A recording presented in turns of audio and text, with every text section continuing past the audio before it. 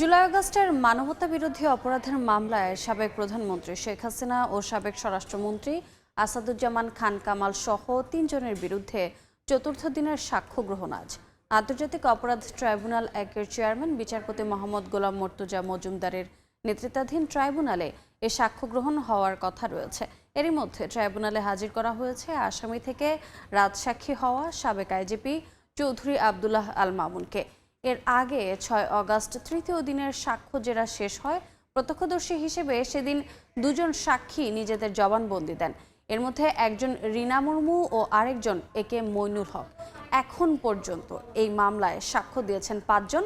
গত ১০ জুলাই শেখ হাসিনা, সাবেক স্বরাষ্ট্রমন্ত্রী আসাদুজ্জামান খান কামাল ও সাবেক আইজিপি চৌধুরী আবদুল্লাহ আল মামুনের বিরুদ্ধে আনুষ্ঠানিক অভিযোগ গঠন করে বিচার শুরুর আদেশ দেন ট্রাইব্যুনাল।